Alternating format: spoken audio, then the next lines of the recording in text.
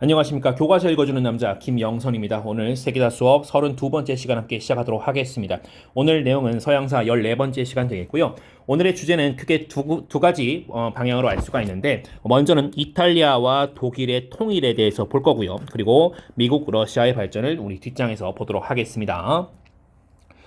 자, 바로 내용 들어가도록 하겠습니다. 자, 이탈리아의 통일부터 볼 건데요. 이탈리아 통일은 리소르지멘토라는 용어로 쓰이기도 합니다. 이런 좀 고유 명사처럼 쓰이기도 하니까 요 용어도 알아두시면 좋겠고요. 자, 이탈리아 통일 어떻게 이루어진 건지 우리가 좀 보도록 하겠습니다. 일단 통일 이전의 상황이 어땠는지 봐야겠는데요. 자, 일단 나폴리 왕국 그리고 사르데냐 왕국이라는 게 있었습니다. 사르데냐 왕국 그리고 교황령 등으로 여러분들 중요한 건 이겁니다. 소국으로 매우 분열되어 있었다. 이탈리아가 하나의 국가가 아니라 여기저기 막 나눠져 있었습니다. 그래서 이런 나라들 소국들로 분열되어 있었다. 그런 과정 중에서 북쪽 이탈리아, 북이탈리아는 오스트리아가 장악하고 있었던 상황입니다.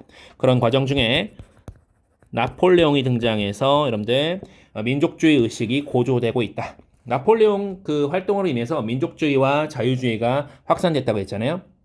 그래서 그 중에 민족주의 의식이 고조되면서 우리 이탈리아도 통일을 하자 이런 어떤 열망들이 터져 나오기 시작한 거죠. 자, 그런 과정 중에서 자, 프랑스 2월 혁명입니다. 48년도에 있었죠. 1848년 2월 혁명의 영향을 받아서요. 주세페 마치니라고 하는 인물이 여러분들 청년 이탈리아당을 이끌고 통일운동을 하게 되는데 안타깝게도 실패하게 되었습니다. 자, 마치니의 청년 이탈리아당 통일운동 이 시도가 있었습니다. 어쨌든 그래서 실패했지만 이 기세를 이어서 여러분들 사르데냐 왕국의 재상이었던 카보우르 이름이 카보우르입니다. 자, 카보우르가 프랑스의 지원을 받아서 오스트리아를 축출하게 됩니다. 오스트리아를 축출하게 되었습니다. 해서 이 사르데냐 왕국이 이탈리아 중부와 북부를 모두 통합하게 되었습니다. 그렇게 하면 이해해 주시고요. 자, 넘어가서 자, 여기에 이어서 또 가리발디라는 사람이 있어요. 가리발디. 글씨 다시 써볼까요? 가리발디입니다. 가리발디가요, 의용군을 이끌고 의용군의 이름은 붉은 셔츠 부대입니다. 붉은 셔츠 부대를 이끌고 이탈리아 남부를 원정했어요. 그렇다면 사르데냐는 지금 중북부를 통합했고요. 그리고 가리발디는 남부를 원정해서 차지합니다. 나폴리온, 시칠리아 이런 데를 점령을 합니다. 그런데 이 땅을요, 가리발디가 굉장한 일이에요. 이 땅을 사르데냐 왕국에 모두 헌납합니다. 그냥 갖다가 바쳤다는 뜻이에요. 그래서 사르데냐 왕국이 이탈리아 중부와 북부와 남부 모두를 통할하게 되면서 왕국을 새로운 이탈리아 왕국으로 바꾸게 탈바꿈하게 됩니다. 1861년도의 일이에요. 그리고 이 이탈리아 왕국인 상태에서 나중에 여러분들 1866년에 이 프로이센 오스트리아 전쟁, 줄여서 이제 보오 전쟁이라고도 하거든요. 여기에 참전해서 베네치아까지 차지하게 되고요. 그리고 이 이탈리아 왕국이 이 프로이센 프랑스 전쟁, 이것은 또 줄여서 보불 전쟁이라고도 합니다. 그래서 로마 교황령을 점령하면서 통일을 완성하게 되었습니다. 이 줄임말 한 번씩 더 볼게요. 이것은 보오 전쟁, 이것은 보불 전쟁이 되겠습니다. 자, 이렇게 해서 여러분들 이탈리아의 통일이 완성됐다라고 하는 거고요. 이렇게 좀 복잡해 보이는 그런 지도가 있기는 한데 요 지도의 내용이 사실 이 위에 있는 이런 내용들이다. 해서 정리해 보면 마치니가 뭔가 시도를 했었다. 처음에 마치니가 청년 이탈리아당 통일운동을 했는데 실패했고요. 그 이후에 사르데냐의 재상이었던 카보우르가 이탈리아 중북부를 통일했다. 근데 남부가 남았죠. 근데 그 남부를 차지해 준 사람이 바로 가리발디, 그가 이끌던 붉은 셔츠 부대, 남부를 모두 합쳐서 남중북 모두 합쳤습니다. 그래서 이탈리아 통일됐고요. 그런 과정 중에서 이탈리아 왕국 수립하고 나중에 점차 더 완전히 그 이탈리아 전체 통일을 완성하는 것은 이제 1870년에 로마 교황령까지 점령하면서 이루어졌다라는 것입니다. 해서 이 이야기 잘 기억했다가 나중에 풀어보시면 좋을 것 같습니다. 자, 독일 얘기 들어가 보도록 할게요. 이탈리아 바로 지척에 있는 거죠, 독일도 여러분들. 자, 일단은 보시면 1806년에 그죠? 그 나폴레옹 활동으로 인해서 신성 로마 제국이 해체됐었습니다. 그 통일 이전 상황 보자는 거예요, 지금. 자, 여기에서 더해서 당시 상황이 프로이센을 비롯한 약 40여 개의 소국으로 이 독일이 다 쪼개져 있었다는 겁니다. 근데 사실 신성로마 제국 시절에도 뭐 이렇게 뭐 통합적이진 않았죠. 다만 어쨌든 그 이름뿐인 신성로마 제국마저도 해체됐다는 겁니다. 그 이후에 프로이센 또는 뭐 오스트리아 등의 이렇게 뭐 약간 양강 구도로 이루어진 그런 존재가 되었다. 하지만 다 좀 독립적이다. 이러는 겁니다. 자, 전개 과정을 보겠습니다. 자, 프로이센 주도의 관세 동맹이 체결되는데요. 관세는 말 그대로 그 물건이 국경 넘어올 때 매기는 그 세금 얘기하는 겁니다. 자, 프로이센 주도로 관세 동맹이 체결됩니다. 그래서 독일 내 국가 간 관세가 철폐됩니다. 그래서 이것은 독일의 경제적인 통일을 먼저 이루었다는 평가를 받습니다.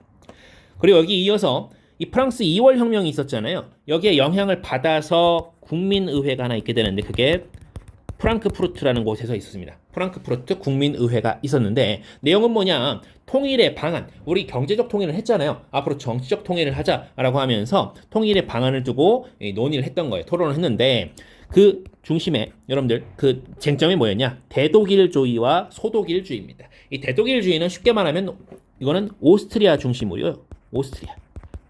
오스트리아 중심이고 이 소독일주의는 프로이센 중심입니다. 그래서 오스트리아 중심 갈 거야? 아니면 프로이센 중심으로 갈 거야? 하는 그런 싸움을 하게 됐던 것입니다. 근데 많은 경우에 이렇게 좀 쟁점이 너무 격화되면요 합의가 잘 안 되죠. 그래서 합의가 실패하게 됩니다. 하지만 이 통일의 과정 중에 있다는 겁니다. 통일을 뭐 한 번에 하지 못했다는 그런 과정 중에 있다는 거죠. 자, 이런 과정 중에 이런 상황에서 프로이센의 재상이 한 명 등장하는데 그게 바로 비스마르크라는 사람이었습니다. 다시 좀 쓸게요. 자, 비스마르크라는 사람인데요. 비스마르크는 아주 유명한 인물입니다. 그래서 왜 유명하냐면 철혈 정책이라는 것을 추진하게 되죠. 모든 것은 무기 그리고 피를 흘려서 해야 된다라고 했던 것입니다. 철과 피를 통해서 문제 해결 가능하다. 이런 아예 대놓고 이렇게 말을 했던 사람입니다. 자, 비스마르크 철혈 정책이 어떤 내용이냐? 의회를 해산합니다. 너네 의견 너무 많아. 조용히 해. 시끄러워. 언론 검열. 뭐만 하면 득달같이 달려들여서 너희 말하지 마. 자유주의 탄압. 여러분들 누가 봐도 지금 굉장히 좀 독재적으로 보이는 그런 모습들을 보이고 있죠. 근데 꽤나 의외로 사회주의가 당시에 확산되고 있었는데 이것을 견제하는 목적에서 의료보험, 산재보험, 연금보험 등의 어떤 사회보장 제도들을 도입하게 됩니다. 이게 굉장히 또 이런 제도사적으로는 굉장히 중요한 의미를 갖는다고 해요.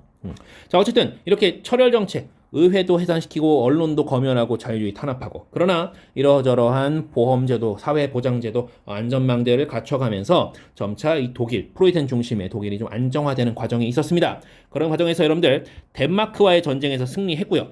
프로이센이. 그리고 오스트리아도 제껴버립니다. 이 보호전쟁이죠. 그렇죠? 아까 얘기했던 그 보호전쟁입니다. 그러면서 이 오스트리아에 승리한 이후에 먼저 북독일 연방을 결성하게 됩니다. 그 이후에는 프랑스에 승리하게 되고요. 프랑스에 승리했던 거 우리 보불 전쟁 우리 전에도 얘기했었죠. 프랑스 혁명 이후에. 그렇죠? 자, 해서 프랑스에 승리하면서 여러분들 알자스 로렌 지역을 획득하게 됩니다.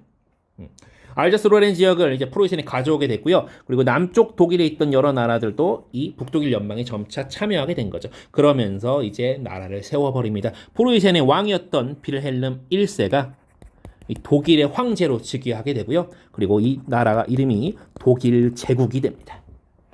독일의 제2제국이었죠. 요 관련 내용이 여기 밑에 빗금으로 조금 어지럽게 보이긴 하지만 이렇게 나와 있습니다. 한번 참고해서 보도록 하시고요. 밑에는 비스마르크의 의회 연설이 있습니다. 여기 보시면 뭐 철과 피를 통해서 문제 해결 가능하다.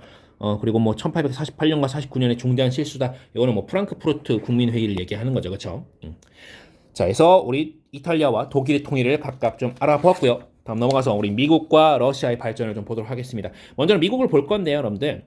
우리가 독립을 일단 미국이 독립을 했잖아요. 독립전쟁 통해서 독립을 했는데 그 이후에 영토 확장을 엄청나게 하게 됩니다. 땅을 사요. 전쟁도 하고요. 그리고 개척도 합니다. 그래서 1840년대 말이 되면 태평양 연안까지 확장됐습니다. 여러분들 미국 지도를 보시면요. 근데 여기 대서양이잖아요. 그리고 여기 태평양이죠. 지금 여기까지 갔다라는 겁니다. 계속 뭐 땅 사고 전쟁하고 뭐 개척하면서 여기까지 갔다는 거예요. 그 중에서는 뭐 루이지애나, 뭐 캘리포니아, 뭐 알래스카 이런 등등의 땅들을 매입하거나 뭐 싸워서 획득했다거나 이런 내용들이 적혀 있습니다. 자, 그런데 이 나라가 점점 커지는데 이 남북 간에 전쟁이 벌어진 거예요. 남북 간의 전쟁이 약 5년에 걸쳐서 벌어졌는데요. 배경을 보겠습니다. 자, 영토 확장하다 보니 산업 발전 과정에서 남북의 격차가 심화되었습니다. 즉 마치 다른 나라처럼 보이게 됐다는 거예요. 자, 국가 체제부터 일단 추구하는 바가 다릅니다. 북부와 남부가 위에서는 위라고 할게요. 위에서는 연방이고요. 밑에서는 분권주의를 얘기하고요. 그러니까 좀 나눠지자 이렇게 얘기하는 거죠. 그리고 경제 구조 같은 경우도 지금 차이가 있습니다. 상업이냐, 상공업이냐, 농업이냐. 그러다 보니 중심 세력도 당연히 자본가와 지주 또는 농장주가 될 거고요. 그리고 자본가들은 보호무역을, 그리고 농장주들은 자유무역을. 그 노예제에 대한 것도 아주 첨예하게 다투게 되는데요. 근데 인구와 경제력이 좀 차이가 아무래도 좀 나죠. 그렇죠? 사람도 북부가 더 많고 경제력도 북부가 더 좀 강한 상태였습니다. 3배 정도 차이 났네요. 자, 이런 과정 중에 이제 전쟁이 벌어지는데 에이브러함 링컨 아주 유명한 인물이죠. 대통령에 당선이 됐습니다. 그러면서 이 링컨이 당선되자 남부의 여러 주가 연방을 탈퇴해버립니다. 탈퇴하면서 자기네만의 헌법을 제정하고 자기네만의 대통령을 선출하면서 전쟁이 벌어지는 거예요. 까불지 마라 하면서 남북 전쟁이 발발했고요. 그게 61년도의 일이고 그 중간에 여러분들 복판에 63년 1월에 노예 해방령이라는 것을 링컨이 발표하게 됩니다. 노예를 해방시켜버린 거죠. 애초에 여러분들 북부는 노예제가 반대고요. 남부는 찬성이라 돼 있잖아요. 물론 이거를 좀 더 복잡하게 들어가면 서로 좀 이렇게 미묘하게 다른 얘기들이 있는데 어쨌든 여러분들 링컨이 63년 1월에 노예 해방령을 발표했고요. 그리고 그해 7월에 게티스버그 전투에서 승리하게 됩니다. 북부가 승리했다는 거죠. 그리고 완전히 전쟁이 끝나 버렸습니다. 사실 전쟁이 끝나는데 주요했던 역할은 뭐 노예 해방령이라고 볼 수도 있지만 사실 북부가 애초에 인구수와 경제력이 매우 우세했다는 것도 무시할 수 없을 겁니다. 이게 어쩌면 더 강할지도 몰라요. 자, 전후 상황 보겠습니다. 어쨌든 나라가 통합됐습니다. 이제 어쨌든 하나가 된 거예요. 그리고 산업국가로 성장하면서요. 이 광활한 대륙을 이어주는 그런 철도가 개통되는데요. 그게 바로 대륙 횡단철도입니다. 처음에 만들어졌던 게 이제 이 가운데 있는 유니언 중앙 태평양 철도인 모양이에요. 이게 나중에 나오고 그 이후에 뭐 북태평양 철도라든지 남태평양 철도라든지 이것도 이어서 나왔던 거죠. 여러분들 이 동부에 있는 물자와 서부에 있는 물자가 계속 왔다 갔다 할 수 있다라는 거예요. 그러니까 엄청난 파급력이 있었겠죠. 그리고 나중에 유럽과 아시아에서 이민자가 대량으로 유입되고요. 노동력이 엄청 풍부해졌겠죠. 사람이 많으니까 시장력도 굉장히 커졌겠죠. 시장도. 그러면서 강력한 자본주의 국가가 되었다. 라는 것입니다. 그리고 지금의 미국에 이르는 거죠. 물론 중간에 뭐 세계대전도 있지만요. 냉전도 있고. 자, 러시아로 가보도록 하겠습니다. 자, 러시아의 상황은 어땠는지요. 자, 19세기 보겠습니다. 이 짜르, 러시아의 황제죠. 그쵸? 카이사르의 러시아식 짜르가 되겠습니다. 이 짜르의 전제 정치가 계속되고 있었고요. 그리고 농노제도 계속되고 있었습니다. 이런 과정에서 19세기 초 나폴레옹, 또 폴레옹입니다. 또 폴레옹. 이 사람이 들어오면서 이게 저항하면서 진보적인 성격을 가지고 있는 청년들이 자유주의를 습득한 거예요. 그래서 그 자유주의를 확산시켰던 그 청년들이 일으켰던 게 여러분들 뭡니까? 바로 데카브리스트 봉기죠. 그렇죠. 데카브리스트 봉기 전에도 나왔죠. 자유주의 영향 받아갖고 했던. 자, 근데 그 데카브리스트 봉기가 일어났을 때 러시아의 짜르가 니콜라이 1세라는 사람이었습니다. 자, 물론 이 데카브리스트 봉기는 입헌군주제 지향했고 뭐 자유주의 청년 장교 어쩌고저쩌고 했지만 어쨌든 실패했잖아요. 그쵸? 결국엔 실패했잖아요. 근데 여기에 이어서 니콜라이 1세가요. 한 가지 이제 좀 실책을 하게 되는데 이 오스만에 싸움을 걸었어요. 싸움을 걸었는데 이 크림 전쟁이거든요. 여기서 패배합니다. 러시아 패배했고요. 근데 이 니콜라이 1세는 사실 크림 전쟁 도중에 죽어요. 죽고 알렉산드르 2세가 거기에 이어서 하는데 금방 이제 끝나버립니다. 그냥 끝내버렸어요. 자, 여기서 여러분들 흑해방면 진출을 실패하게 되었습니다. 즉 니콜라이 1세가 뭔가 지금 데카브리스트 봉기, 뭐 자유주의, 뭐 확산 이런 거 막아보고 잘 해보려고 그랬는데 잘 안 됐다는 얘기겠죠. 그것에 이어서 알렉산드르 2세가 즉위를 하게 되는데요. 자, 이 사람은요 61년도입니다. 여러분들 농노해방령이라는 걸 내리게 됩니다. 농노해방령. 농노해방령 내렸습니다, 여러분들. 그리고 지방의회 창설했습니다. 그리고 뭐 군제 개혁을 해서 국민개병제. 국민개병제는 국민 모두 다 그 병사 되어야 된다. 말하자면 징병제 같은 거예요. 뭐 이런 것들을 했다는 겁니다. 그런데 뭔가 지금 좀 자유로워 보이잖아요. 전제적이지 않아 보이는데 그런 정책들을 펼쳤음에도 불구하고 여전히 지 맘대로 다 하는 겁니다. 알렉산드르 2세가. 그래서 전제 정치가 여전히 불변하고요. 변하지 않고요. 개혁도 그렇게 막 필요한 만큼이 안 됐어요. 그래서 농민들의 삶이 여전히 열악했다고 합니다. 이 농노에 해방이 된다고 해도 전혀 나아지지 않았던 거예요. 그 자세한 얘기는 밑에 선생님이 좀 써놨습니다. 한번 읽어보시고요. 자, 여기에 이어서 이 알렉산드르 2세가 제위 중에 있었던 그 치세 중에서 있었던 한 운동이 있는데요. 아마 여러분들 잘 알고 있을 거예요. 한국사 시간에도 나왔던 부분인데요. 바로 부나로드 운동입니다. 민중 속으로라는 뜻을 갖고 있는 v나로드라는 그런 단어인데요. 자, 당시에 이 현실에 절망한 지식인들이 농민들을 계몽시켜서 사회를 변화시켜보자라고 했는데 결론은 실패예요. 결론은 실패인데 이유는 뭐냐? 정부가 탄압하고요. 농민들이 관심이 없어요. 농민들이 우리가 계몽 그게 뭐야? 개벽 따고야 하면서 받아들이지 않았던 거죠. 그래서 여기에 실망한 일부 지식인들은요. 무정부주의자가 됩니다. 더 이상 필요 없다. 이 무정부주의자는 이제 아나키스트 용어 알아두세요. 아나키스트라는 용어로도 쓰이거든요. 아나키스트가 무정부주의자라는 뜻이에요. 자, 아무튼 무정부주의자가 되면서 이 사람들이 모여가지고 알렉산드르 2세를 암살하게 됩니다. 나중에 암살하게 된 거예요. 어쨌든 여러분 암살한 거가 분하로드 운동은 아니에요. 알겠죠? 암살한 게 분하로드 운동은 아닌데 분하로드 운동에서 실패해서 좌절한 사람들이 지식인들이 무정부주의자가 되었고 이들을 중 일부가 알렉산드르 2세를 암살하게 이르렀다. 그러나 그 이후에 여러분들 여전히 또 등장한 러시아 짜르가 전제 정치를 더 강화하게 됐고요. 자유주의 운동은 또 탄압하게 되었습니다. 이제 여러분들 러시아는 혁명 이외에는 방법이 없는 그런 나라가 된다는 것입니다. 자, 오늘 우리 이탈리아와 독일의 통일을 봤고요. 그리고 미국과 러시아의 발전 내지는 변천 사항을 우리가 좀 봤습니다. 해서 여러분들 내용이 좀 많았을 수 있는데 그래도 차근차근 공부하시면서 내용 정리하시면 좋겠습니다. 오늘도 대단히 고생 많으셨습니다.